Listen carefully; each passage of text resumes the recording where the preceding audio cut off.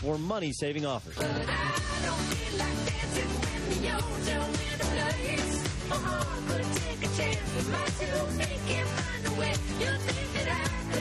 Who doesn't feel like dancing? Well, unfortunately, Duke doesn't feel like dancing. Shane Battier is going to be mad at me for that one. Mike and Mike in the morning on ESPN Radio and ESPN2, presented by Progressive Insurance. All our guests like Shane Battier appear on the Subway Fresh Take Hotline. Your alma mater lost. My alma mater didn't even qualify for the tournament. Wasn't even 500 this year. I don't care if the 6.45 million brackets in the ESPN Tournament Challenge, I'm in the 98th percentile. Okay. That's what I care about, my friend. Sheet of no integrity. I want to win the pool and win the cage. That's what it's about, my friend. That's what it's about. And I did have Duke going a couple of rounds, and I bet everybody at Duke, even their former players, have to be a little bummed out at that. And one of them joining us right now, also playing obviously with the Miami Heat as well. Shane Battier joined us on the Subway Fresh Take Hotline. Shane, thanks for a few minutes this morning. And just from that respect, you know, being a former player at Duke, seeing them lose in the first round to a 15 seed, just how disappointing was that to watch and see? Well, you know, it's always disappointing to see your alma mater go down. And, you know, it happens every year. You walk in the locker room after your alma mater goes down, and you get a lot of grief for it. That's just part of the gig. But you know, I give Lehigh a lot of credit. You know, any team that wins its conference tournament to get into the tournament, you got to pay them respect because they're a champion. Very very different than an at-large team that backs its way into the tournament. And so then those kids play well. Lehigh they played like champions that day, and so you know. When you lose to a champion, it's okay. What do you think about this Duke team? Like, how would you, if you were going to give somebody who didn't play at Duke, doesn't know Coach K, doesn't understand the nuance of it, how would you describe this year's team wrapped up in a nutshell? You know, it was a strange year. It was a strange year. I thought they played really well early. I mean, if you look at some of their wins. You know, they beat Kansas and in Hawaii. They beat Michigan State early. They go to Carolina. And win in an amazing game. And so I think everyone was waiting for them to just keep getting better. But it seemed like they played the best against the top teams and struggled against some of the more middle-of-the-road teams. And so it was, it was a strange year. But, you know, gosh, Coach K did a heck of a job, I thought, because they did have some big wins against some good teams. Shane Battier joining us, former Duke player now with the Miami Heat, obviously knows a little bit about the tournament, winning a national championship himself. Talk about now this week, if you're still in the tournament, and what this week is like for a player. A lot of places, spring break is over, it's back to school, but also getting ready for the Sweet 16.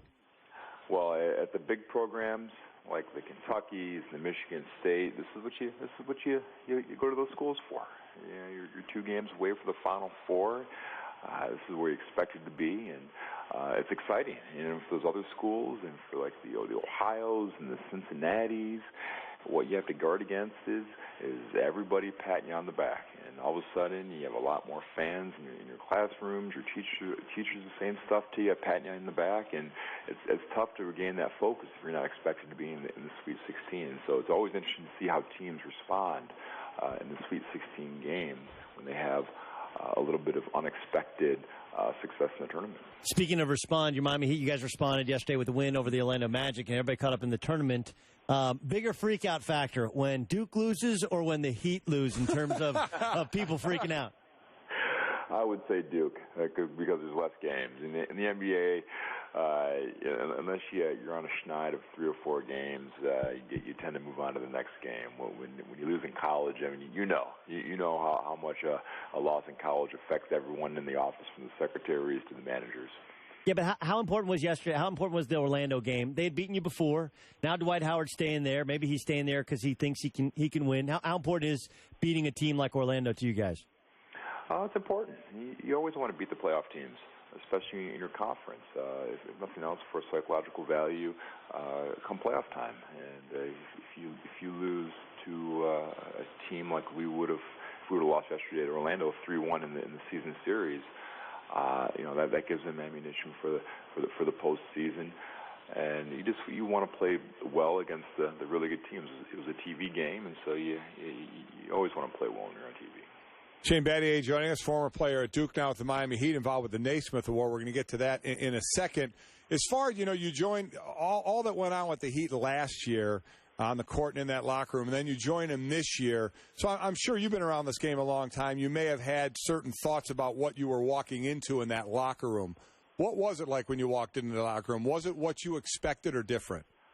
I think I expected what I think everyone outside that locker room expected, that it was days of our lives and General Hospital and One Life to Live all rolled into one, with a basketball thrown in there. And I think I was pleasantly, I guess, surprised and disappointed it wasn't like that. It was it is as normally crazy and dysfunctional as every team I've ever been on since kiddie ball. And it just happens to have a few global icons in the locker room and some really good basketball players. But it's normal. And, like every team you ever play on, and you guys know this, you have your good days, your bad days, your arguments, your player-only meetings, and your kumbaya moments. It's pretty normal in terms of NBA standards. If someone were to tell you, and I'm sure you've heard people say this, that LeBron doesn't want to take the big shot at the end of a game, that he has some fear of taking the big shot, what would your response be? I would say that's overrated. That's an overrated statement. Everyone has a lot of faith in LeBron that he's going to make the right basketball play, and because first of all he's just an amazing basketball player, and he understands floor balance, and he understands what defenses are trying to do. And so we're all pretty confident that he's going to make the right play, be it a pass or a shot at the end of the game. Yeah, I think there's this sense that at the end of the game, you have to give the ball to one guy, and he has to go make a play. You've been in the huddle, like the Utah game, okay, where he's rolling. He's making 9 of 10 against Utah. The play's called for him, 4.5 seconds to go. What are your thoughts on what it's actually like in that huddle, in how the play is called and who's supposed to take the shot? Well, first of all, this is America. You know what America likes? America likes Clint Eastwood riding on a horse and kill the outlaw at the end of the day and ride off into the sunset, and everything's tied up in a neat bow. And when that doesn't happen, there's uproar. And so America loves its heroes, and they want people to be the guy. And with our team, it's different because we have 3 All-Stars. We have 3 All-Stars, 3 Olympians, and so we have three big dogs. And so we look at it as an amazing, opportunity because the defense doesn't know where the ball's going, and we trust that Dwayne and LeBron, who the ball will be in their hands, will make the right decision to get to the open man. And as far as the role players go, we're ready to take a shot. And if we're out there, whether it's a tie game or whatever the situation is, we're ready to take that shot if we get the pass. We're in Clint Eastwood.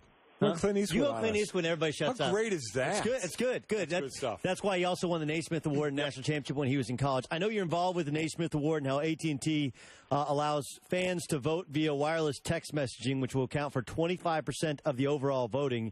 You simply, before March 31st, you text message vote to 34763. But Shane, if you're going to vote right now, and look, I know you're playing as a pro, but you get a chance to watch the college game. If you're going to vote, Anthony Davis, Thomas Robinson, or Draymond Green, or Doug McDermott, who would be your vote for the Naismith Player of the Year? I would give it to Anthony Davis.